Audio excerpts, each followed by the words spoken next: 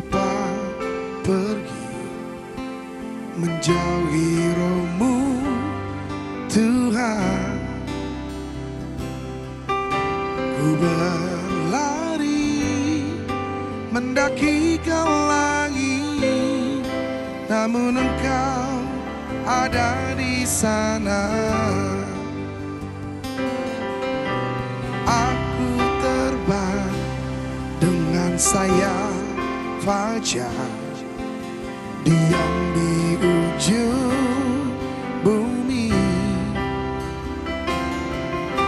namun tangan-Mu menuntunku selalu, bawaku mendekat padamu. Engkau Tuhan Allah Maha Tahu, betapa dahsyatnya kuasa-Mu. Hadirat-Mu kini penuhiku, bawaku mendekat padamu. Oh, mendekat padamu.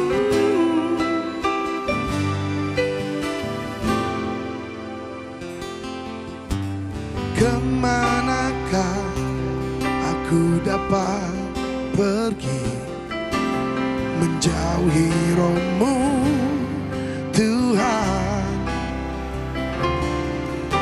Ku berlari mendaki ke langit, namun Engkau ada di sana. Aku terbang dengan sayap fajar, diam di ujung bumi, namun tangan-Mu menuntunku selalu, bawaku mendekat padamu. Oh, Engkau Tuhan Allah Maha Tahu, betapa dahsyatnya kuasa-Mu. Hadirat-Mu kini penuhiku, bawaku mendekat padamu. Engkau Tuhan Allah Maha Tahu, betapa dahsyatnya kuasa-Mu. Hadirat-Mu kini penuhiku, bawaku mendekat padamu. Oh, mendekat padamu, tinggal di dalam kebaikan-Mu yang tak terbatas, kasih-Mu yang puaskanku, sempurnakanku di dalam-Mu. Engkau Tuhan Allah Maha Tahu, betapa dahsyatnya kuasa-Mu. Hadirat-Mu kini penuhiku, bawaku mendekat padamu. Engkau Tuhan Allah Maha Tahu, betapa dahsyatnya kuasa-Mu. Oh, hadirat-Mu kini penuhiku,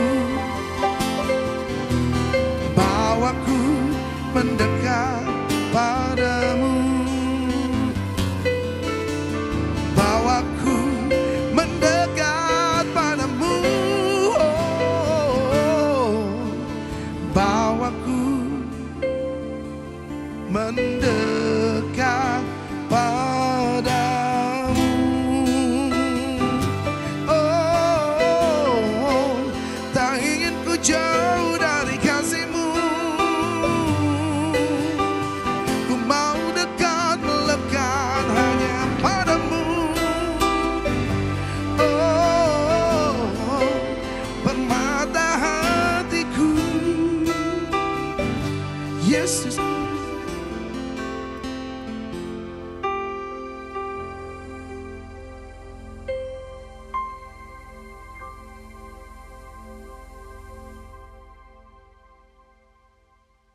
Halo, ketemu lagi di channel Roti Manis. Dan hari ini saya mau buka dengan sebuah cerita. Ada seekor ikan yang bertahun-tahun lamanya menghabiskan waktunya berenang ke sana kemari dengan gelisah. Dan jelas terlihat bahwa dia sedang mencari sesuatu. Sampai suatu hari dia ketemu sama seekor ikan yang bijaksana dan kemudian dia bertanya, "Heh, kamu tahu nggak sih lautan itu ada di mana?" Terus kemudian sang ikan yang bijaksana ini menjawab dengan agak sedikit bingung ya. Dan kemudian dia berkata, "Ya ini laut, kamu berada di dalam laut."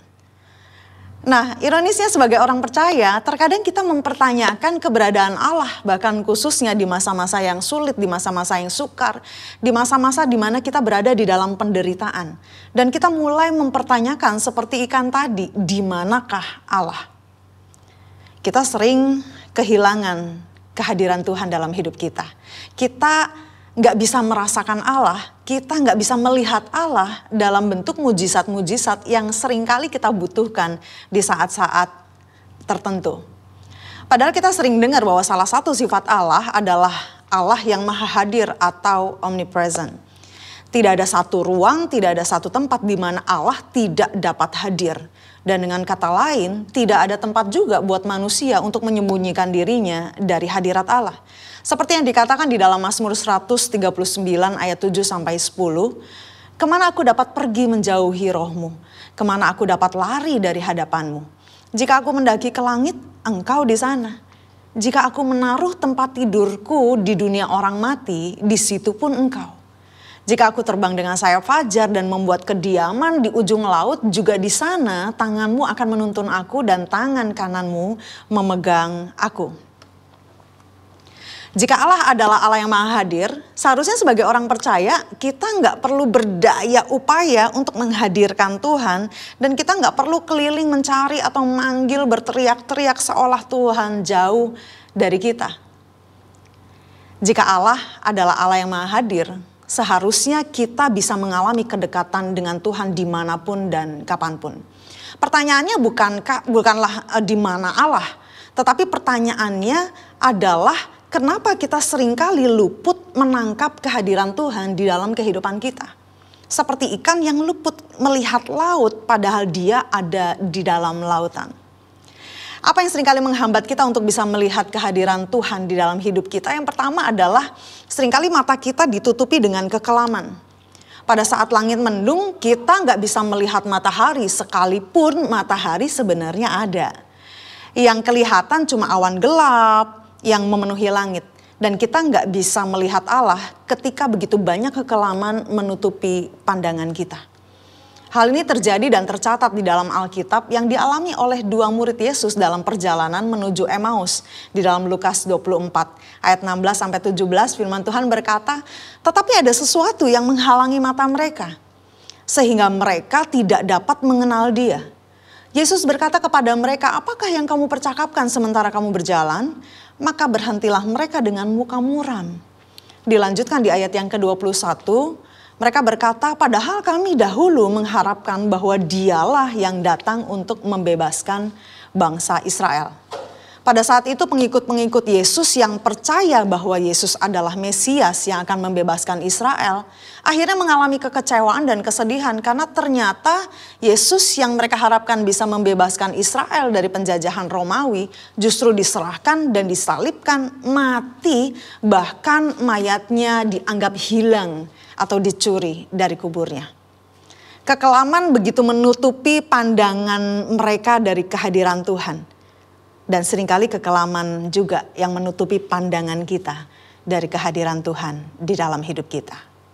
Nah, hal yang kedua yang seringkali kita luput untuk merasakan atau mengalami kehadiran Tuhan adalah karena kita nggak suka sama kehadiran Tuhan. Sejak kejatuhan manusia dalam dosa di Taman Eden, kehadiran Allah itu seringkali dianggap seperti polisi bagi maling gitu ya. Maling kalau udah ngelihat polisi udah ketakutan duluan. Atau orang tua bagi anak-anak remaja. Anak-anak remaja mungkin lagi nge-mall gitu ya, ketika lihat aduh ada papi maminya langsung kabur ya, kalau bisa menjauh dari orang tuanya. Nah seringkali kita merasakan kayak gitu. Kita melihat Allah itu terlalu banyak nuntut. Kita harus taat, kita harus ini. Sehingga kalau kita nggak lakukan sesuatu yang buruk akan menimpa kita. Itu yang ada di dalam pikiran kita. Akibatnya kehadiran Tuhan bukan lagi dipandang sebagai berkat, melainkan beban. Dan kita lebih memilih bersembunyi dari Allah seperti yang dilakukan oleh Adam dan Hawa ketika mereka makan buah dari pohon pengetahuan yang baik dan yang jahat. Dosa membuat kita terpisah dari Allah. Dan keterpisahan ini yang membuat kita kehilangan akan kehadiran Tuhan. Dalam Kejadian 3 ayat 9, tetapi Tuhan Allah memanggil manusia itu dan berfirman kepadanya, di manakah engkau? Pertanyaan ini sebetulnya nggak lagi nunjukin bahwa Tuhan nggak tahu mereka ada di mana. Tetapi pertanyaan ini adalah Tuhan tujukan kepada Adam dan Hawa, di dalam kondisi seperti apakah kalian? Seseorang yang menjauh dari Allah, mereka jauh dari segala hal yang baik. Mereka berada di antara musuh-musuh mereka. Mereka dibelenggu oleh iblis dan sedang berjalan melaju kepada kehancuran yang sepenuhnya. Akan tetapi pada momen inilah justru Allah yang berbalik bertanya pada Adam, di manakah engkau? Salib adalah penawar untuk pulihnya hubungan manusia dengan Allah. Salib merupakan tempat di mana Allah paling hadir. Karena dia sedang menggenapi rencana penebusan bagi kita. Supaya kita bisa terkoneksi, terhubung kembali. Supaya kita bisa deket lagi sama Tuhan. Akan tetapi justru disitulah Yesus di dalam kemanusiaannya paling merasakan ketidakhadiran Bapa. Sehingga dia berteriak, Allahku, Allahku, mengapa engkau meninggalkan aku? Salib Kristus merupakan tempat di mana kita paling diterima oleh Allah. Tapi pada salib yang sama, itu juga tempat di mana kita menolak Allah dengan berteriak, salibkan dia, salibkan dia. Salib Kristus adalah pertunjukan kehadiran dan kepedulian Allah yang paling nyata. Tetapi sekaligus menunjukkan kebutaan manusia yang paling nyata terhadap kehadiran Allah. Hal yang ketiga yang membuat kita nggak bisa merasakan atau kita luput dari hadirat Allah adalah karena kita dibelenggu oleh ekspektasi kita sendiri. Kita punya agenda sendiri tentang apa yang harusnya Tuhan kerjakan, bagaimana dan kapan mengerjakannya. Kita berpikir Allah itu harus melakukan segala sesuatu sesuai dengan kehendak kita, sesuai dengan harapan kita, dan jika dia benar-benar hadir dalam hidup kita. Dan inilah daftar kerjanya. Oh, kalau orang sakit tuh harusnya Tuhan sembuhkan. Oh, kalau orang miskin tuh harusnya Tuhan jadikan mereka kaya. Oh, harusnya orang itu dihindarkan dari kecelakaan. Harusnya orang yang bodoh itu Tuhan jadikan pintar. Harusnya orang yang sial itu Tuhan jadikan beruntung dan lain sebagainya. Lalu kapan mengerjakannya? Kalau bisa sekarang juga. Nah, ini adalah ekspektasi kita. Yang seringkali membutakan kita dan membuat kita tidak bisa merasakan kehadiran Tuhan. Karena kita coba ngatur caranya Tuhan, coba ngatur waktunya Tuhan terjadi sesuai dengan ekspektasi kita. Dan akhirnya kita menjadi kecewa dan kita merasa bahwa Tuhan tidak ada. Allah seringkali hadir dengan cara yang natural ketimbang hal-hal yang supranatural. Dan inilah yang perlu kita pahami dari kisah perjalanan Esther, seorang perempuan Yahudi yang menjadi ratu bagi Raja Ahasweros. Sekilas kalau kita lihat rentetan kisah kehidupan Esther, kita pasti akan berpikir, aduh semuanya mah kebetulan. Kebetulan aja Ratu Wasti itu nolak undangan raja, ya jadi dia dibuang. Kebetulan aja Mordekai lagi nggak tugas di pintu gerbang untuk dengar rencana pembunuhan raja. Kebetulan aja raja itu berkenan sama undangan makannya Esther. Dan kita menganggap itu semua kebetulan. Dan uniknya adalah di dalam kitab Esther nama Tuhan tidak muncul. Tetapi perhatikan, tangan Tuhan terlihat begitu nyata di dalam setiap rentetan peristiwa. Bagaimana Tuhan menyelamatkan umatnya. Saudara yang dikasihi Tuhan, pertanyaannya, apa yang harus kita lakukan untuk kita bisa merasakan, untuk kita bisa menangkap kehadiran Tuhan dalam hidup kita? Yang pertama, cobalah berhenti dari kesibukan kita dan renungkan kita sedang ada di mana. Kapan terakhir kali kita menyediakan waktu? Berhenti dari segala kesibukan kita dan kita mulai bisa menikmati Tuhan sekalipun kita merasakan Tuhan tidak sesuai dengan ekspektasi kita. Mungkin gak ada rasa merinding, mungkin gak ada hal-hal yang supranatural. Tetapi kita tahu bahwa Allah hadir dan kita bisa melihat kehadirannya melalui hal-hal yang alami. Allah hadir lewat orang-orang yang kita jumpai hari itu. Allah hadir lewat orang-orang yang kita akan jumpai hari ini. Allah hadir dalam berita di TV. Allah hadir dalam rentetan peristiwa yang sedang kita kerjakan. Allah ada di mana-mana dan Dia hadir dimanapun kita berada. Oleh sebab itu tentukan waktu secara khusus untuk kita bisa merenungkan, melihat dan merasakan kehadiran Tuhan dalam kekelaman sekalipun. Sekali-kali Dia tidak akan membiarkan dan melupakan kita. Dan yang kedua, cobalah, bukan coba ya, tapi berdoalah untuk minta kepekaan dan biarkan diri kita dipimpin oleh Roh Kudus. Kita dapat berdoa agar kita dianugerahkan tingkat kepekaan dan sensitivitas lebih tinggi akan kehadiran Allah dalam hidup kita. Karena ketika kita menangkap kehadiran Allah, kita akan mudah menemukan Allah di dalam segala hal dan segala hal di dalam Allah. Tuhan selalu ada. He is omnipresent God. Dia maha hadir, Dia ada dimanapun pada saat kita mau menjumpainya. Dan bila Tuhan sudah ada di dalam hidupmu, nikmatilah Tuhan. Kasihi Tuhan lebih dalam lagi. Hingga Tuhan menyatu di dalam kita dan kita di dalam Dia. Dan dimanapun kita berada, apapun kondisi kita, Tuhan ada di sana. Saat kita menyatu dengan Allah, maka kita dapat menghadirkan Allah dimanapun kita berada dan bisa menjangkau orang-orang supaya mereka juga bisa merasakan kehadiran Tuhan pada saat mereka merasa bahwa Tuhan gak ada. Selamat menemukan Tuhan hari ini, Tuhan Yesus memberkati.